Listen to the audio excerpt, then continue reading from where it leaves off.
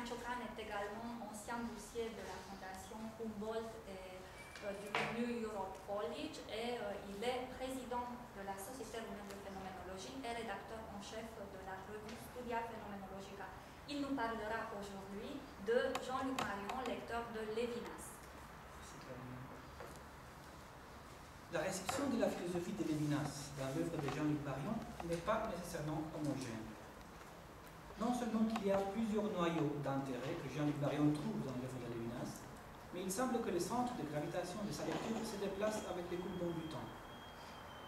Il y a plusieurs mouvements dans cette lecture, et certains indiquent la reconnaissance d'une filiation, tandis que d'autres marquent la tendance d'éloignement dans la recherche d'une voie propre. Alors, comment faut-il approcher et évaluer les rapports Marion-Lévinas? Y a-t-il une note dominante dans ces rapports? Peut-on présumer qu'il y a essentiellement un accord de profondeur entre ces deux philosophies, marqué parfois par des disputes ponctuelles? Ou plutôt, entre ces deux positions, il s'agit plutôt d'une différence philosophique des principes qui logent parfois des îles des consonances? Ce sont des questions qui ne peuvent recevoir une réponse complète qu'après une analyse approfondie des textes dans lesquels Jean-Luc Marion approche directement la philosophie de Lévinas. Ce sont des textes qui témoignent d'une lecture attentive qui change parfois la perspective et qui comportent des reprises, des approfondissements successifs et relancements, mais aussi des corrections par rapport aux positions antérieures. Commençons avec la première étape. En 1967, Jean-Luc Marion fait paraître L'idole et la distance, un ouvrage où s'annonce déjà sa pensée propre, originale. Ici, Lévinas est une référence constante. Le débat s'est produit essentiellement sous l'ombre de la pensée de Heidegger. Il regarde la différence ontologique et la critique que Lévinas lui apporte. Jean-Luc Marion caractérise ici sa proposition comme étant placée dans une alliance temporaire avec la pensée de Lévinas. Les deux mouvements sont également importants. Il s'agit ici d'une alliance et cette alliance est seulement temporaire. D'abord, l'alliance. Nous avons affaire à un front de pensée dont le but est celui de dépasser le caractère primordial de la question heideggerienne de l'être. Jean-Luc Marion reprend son propre compte le débat entre Lévinas et Heidegger. Il se place au milieu de ce débat et essaie de donner une autre réponse à la triade l'être, l'autre, Dieu, en assumant une certaine proximité par rapport aux objections que Lévinas élève contre l'ontologisme heideggerien. Il s'agit de la primauté que Heidegger impose, de la question de l'être sur la question du Dieu, de la prééminence de la Seinsfrage sur la Gottesfrage. Pour Jean-Luc Marion, si Dieu est véritablement Dieu et non pas un simple idole conceptuel, il n'accepte aucun conditionnement, ni même de la part de la Seinsfrage. Donc, je cite, l'être ne constitue pas un préalable à Dieu. Il de la distance. Même s'il s'agit d'une alliance assumée, Jean-Luc Marion précise aussitôt que c'est seulement une alliance temporaire. Pourquoi seulement temporaire? Que signifie ce caractère transitoire de l'alliance? La première réponse consiste à dire que, je cite, la distance exige plus encore qu'une inversion de la différence ontologique. Et de la distance, page 13. La distance, la tentative lévinasienne de dépasser la différence ontologique est ainsi jugée comme insuffisamment radicale. Comment entendre ces verbes? D'abord, rappelons en quoi consiste l'inversion. Il s'agit d'un renversement à l'intérieur de la différence ontologique, du rapport entre l'être et le temps, entre sein et seindes, ou, selon la terminologie de Lévinas, entre l'existence et l'existant. La thèse de Heidegger est que l'accès à l'étant est toujours précédé par la compréhension de l'être existant, que la Seinsverständnis est toujours préalable à toute apparition de l'étant. En échange, Lévinas veut montrer que l'autre homme est un étant qui est réfractaire à la domination de la Seinsfrage. Autrui réclame une exception par rapport à la toute-puissance de l'être. Ainsi, si Heidegger privilégie l'être, les renversements lévinasiens privilégient l'étant. Et c'est précisément sur cet aspect qu'intervient la première critique que Jean-Luc Marion adresse à Lévinas. Elle consiste à dire donc que le fait d'inverser les rapports entre l'être et l'étant n'annule pas la différence ontologique et ne suspend pas sa hégémonie, mais la consacre. La réaction de Lévinas vient aussitôt, un an après, en 1978, dans la préface de la deuxième édition de l'ouvrage De l'existence à l'existence, où il cite dans une autre, en bas de page, le remarquable ouvrage L'idole et la distance. Lévinas, à 72 ans, en pleine célébrité, exprime donc ouvertement son admiration vis-à-vis d'un ouvrage d'un jeune philosophe. Mais aussi, cette note en bas de page contient une réponse à la critique de Jean-Luc Marion et veut y préciser une certaine correction. Lévinas conteste ici que la critique de l'ontologisme menée dans Totalité infinie soit réductible à un simple renversement du rapport de l'être et de l'état. Il souligne que l'avancée menée dans Totalité infinie a un enjeu bien plus profond et qui doit être saisi uniquement si on la situe par rapport à l'effort des pensées accompli par autre enquête. Ce qui est décisif, c'est donc l'articulation des deux plateformes philosophiques que ces deux ouvrages de Lévinas mettent en scène. Avoir en vue seulement un versant de cette articulation ne rend pas justice à la profondeur de l'interrogation lévinassienne. L'étape suivante, 5 ans après, dans Dieu sans lettre, publié en 1982. Lévinas semble presque absent, mais il y a seulement une remarque explicite liée à la même problématique de la différence ontologique analysée auparavant. Ici, Jean-Marion dit déjouer l'être exigerait plus que de révoquer la différence ontologique en faveur d'une autre différence. Fin de la citation. Remarquons d'abord la similitude par rapport aux formules de l'idole et la distance. Plus encore qu'une inversion, plus que de révoquer. Mais aussi la différence. Ici, on ne parle plus d'une inversion des termes dans la même différence ontologique, signe que la critique de Lévinas de 1978 est tacitement prise en compte. En échange, on insiste sur la révocation de la différence ontologique en faveur de la différence éthique, donc sur le remplacement d'une différence par une autre. Ce qui aussi n'est pas suffisamment radical. Donc la perspective critique envers la contestation d'élimination de la différence ontologique reste constante aussi en 200.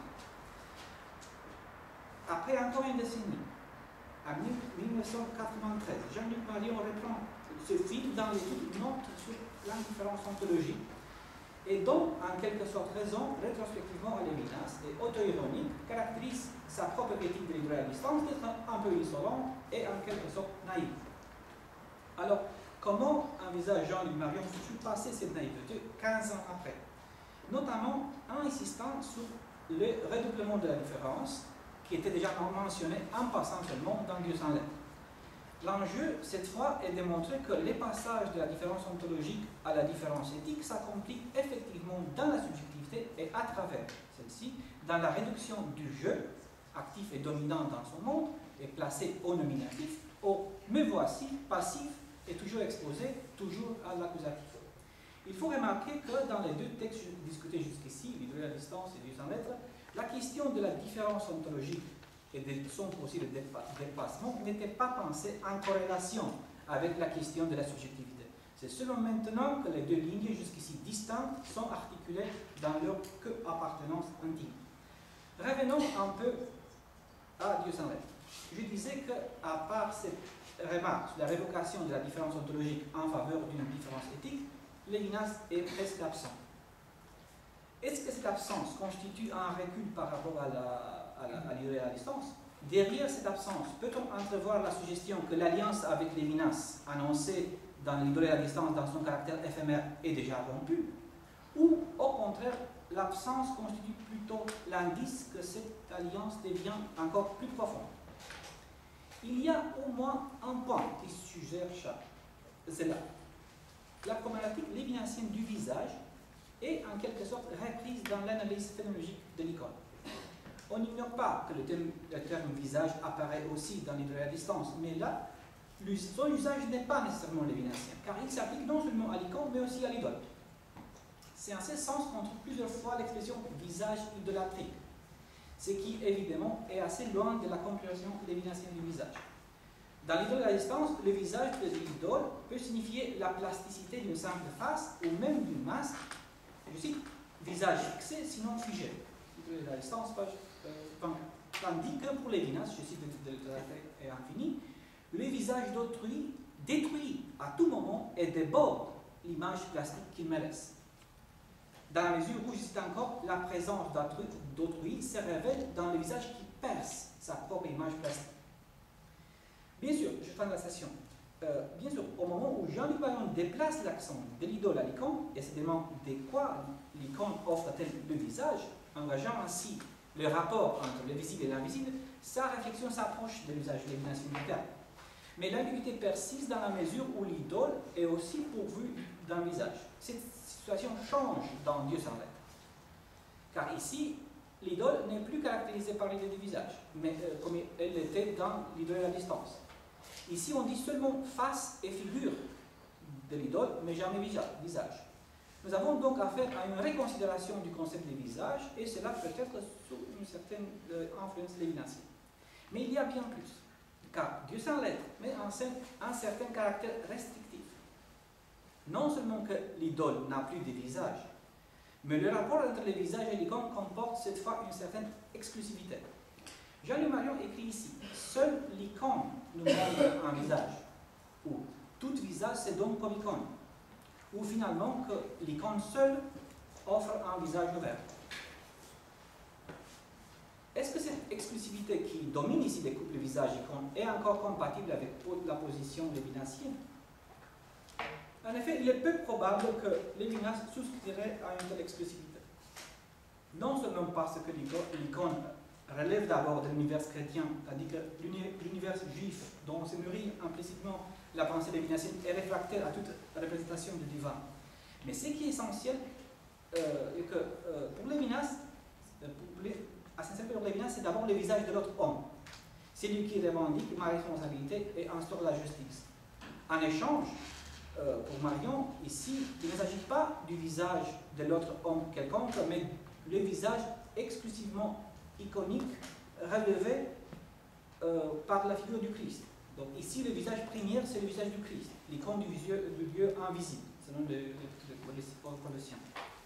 L'autre, en premier lieu, avant tout autre homme, c'est le Christ, qui, lui d'abord, peut revendiquer en premier lieu les titres d'autrui dans son éminence et hauteur.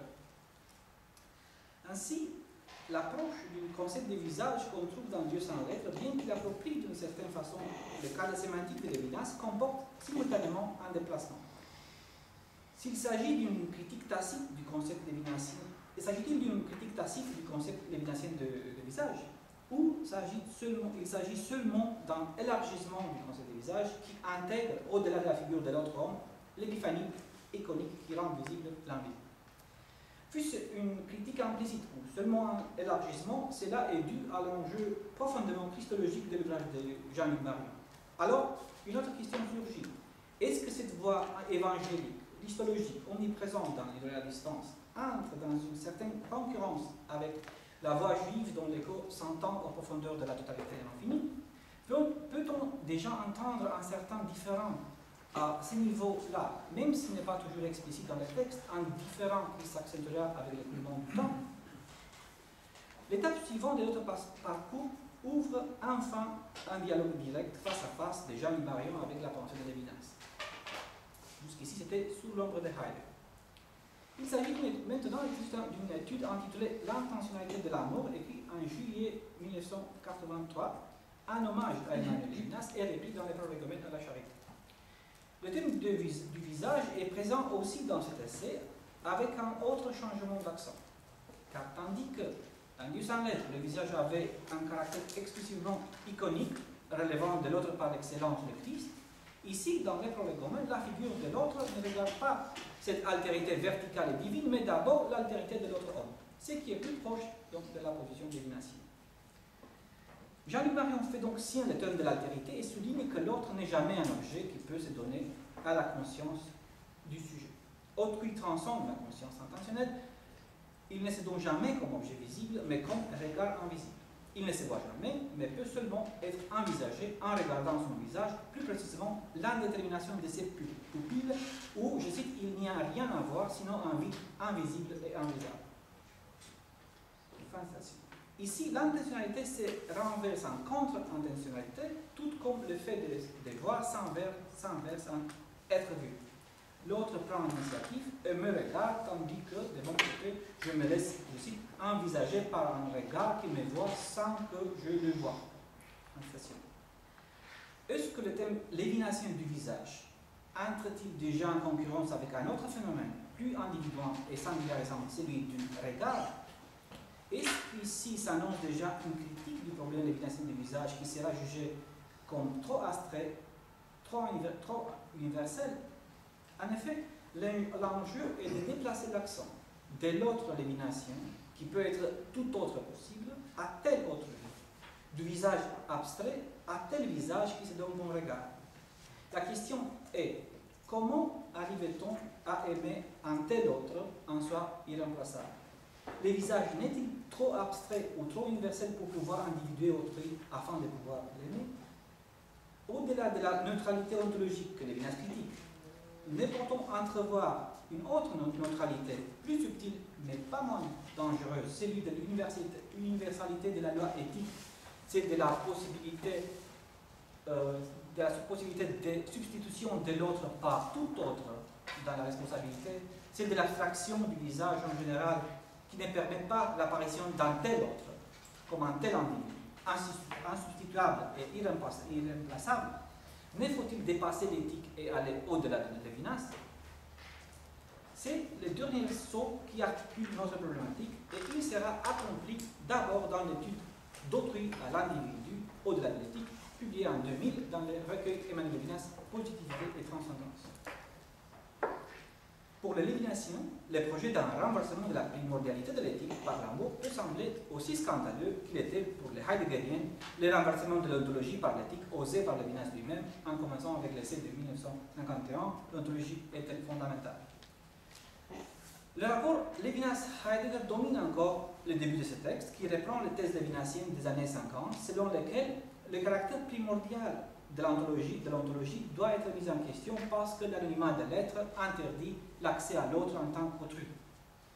C'est alors l'éthique qui doit revendiquer, selon Lévinas, le titre de philosophie première, et non pas l'ontologie, comme croyait Heidegger.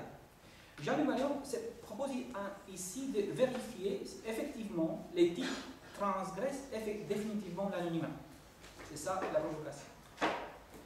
La question adressée ici à Lévinas regarde donc le mode d'individuation exigé par les preuves d'autrui. Or, si Lévinas tente à surmonter l'anonymat à travers le phénomène du visage, Jean-Louis Marion soupçonne que le visage maintient encore un caractère anonyme et indéterminé d'autrui. Autrement dit, bien que je suis individualisé par l'appel de l'autre, je cite, l'autre ne dit pas quel autrui il est. Quel autrui il est. Donc il n'est pas individualisé. Je cite encore, ce visage reste, lui, celui des personnes. Fin de citation. Donc ici s'ouvre la critique la plus frontale que Jean-Louis Marion adresse à Lévinas. Le visage est encore trop abstrait, il met donc seulement un autre indéterminé, indistinct, sans nom, neutre, non individué. Il n'est pas encore un tel autrui, un tel visage. À travers cette critique, on cherche un accès donc, à l'autre compris comme tel autrui, par notre individué, dans son Ceitas, dans son ipséité. Autrui non seulement comme l'unique, non seulement comme singularité, mais aussi comme irremplaçable, insubstituable. Or, cet accès n'est pas offert par l'éthique, qui regarde l'universalité de la loi « tu ne tueras pas », mais, dit Jean-Louis Marion, par l'amour dans lequel j'aime l'autre plus que moi. Tandis que Lévinas veut dépasser l'ontologie par la responsabilité éthique que le visage de l'autre suscite en moi, pour Jean-Louis Marion, ce dépassement s'accomplit seulement par la voie de l'amour. Tout comme Lévinas voulait avancer au-delà de l'ontologie par l'éthique et par la responsabilité que le visage de l'autre suscite en moi, d'une manière presque symétrique, Jean-Louis Marion veut aller au-delà de l'éthique, ce qui est possible uniquement grâce à l'amour qui individualise autrui en tant qu'individu aimé. Or, l'amour, regrette Jean-Louis Marion dans plusieurs contextes, est stigmatisé dans la totalité infinie. En effet, Lévinas dit plusieurs fois que ces mots amour lui semblent usés et compromis, et c'est pourquoi il l'évite souvent. C'est aussi vrai que lors d'un entretien tardif, Lévinas affirme aussi que, je cite, la justice sort de l'amour, et que, je cite encore, l'amour doit toujours surveiller la justice. Mais là, il parle de l'amour sans éros, l'amour où les moments, c'est une citation, amour où les moments éthiques dominent les moments passionnels. Donc cet amour sans concupiscence est, selon Lévinas, proprement éthique, il inclut la responsabilité à l'égard du prochain. Alors c'est l'agape comme distante de l'éros, ou même opposé à l'éros. Lévinas est ici très net. L'éros n'est pas du tout l'agape. Entre nous, page 138. C'est en ce sens précis que Lévinas affirme que l'amour est originaire. Donc ce qui est originaire, c'est l'amour éthique, l'agape, l'amour sans concupiscence, pensé à partir de la responsabilité pour autrui, tandis que l'amour érotique est pensé dans son articulation intrinsèque à la jouissance et est toujours saisi dans son ambiguïté, balançant entre le regard amoureux et l'érotisme plus ou moins fruste. Alors, ce que Lévinas stigmatise dans Traité et Infini n'est pas l'amour tout court, et en tout cas non pas l'amour sans concupiscence, la charité ou la miséricorde, mais uniquement l'amour érotique qui peut tomber, je cite, dans l'impudeur toujours osée dans la présentation de la nudité lascive. Une situation que Lévinas conçoit en termes de clandestinité et profanation et qui comporte aussi une régression toujours possible vers ce qu'il appelle un anonymat déjà animal. Bon, c'est précisément ici que Jean-Louis Marion se délimite encore une fois de Lévinas en contestant la légitimité de la distinction entre les deux amours. Et il insiste sur le fait qu'il faut chercher une acception unifiée de l'amour. Et les questions qui peuvent être posées ici, pas seulement pour défendre Lévinas, mais aussi pour nous-mêmes, et s'il n'y a pas un abîme entre l'amour érotique et la charité. Et si on peut traverser cette différence abyssale sans imposer d'une manière constructive ou même spéculative une idée présomptive. L'idée est de voir comment on peut justifier phénoménologiquement l'unité d'un tel phénomène qui peut viser toujours autrement des incarnations toujours différentes de l'autre. Car l'amour n'échange-t-il essentiellement si l'autre est l'aimé pour l'amant, l'enfant pour sa mère, ou l'enfant pour son père, ou l'inverse, ou bien l'ami dans l'amitié, ou le prochain dans la charité, ou même Dieu. C'est ça, ce sont les questions que je me demande d'avoir des réponses de votre part. Merci.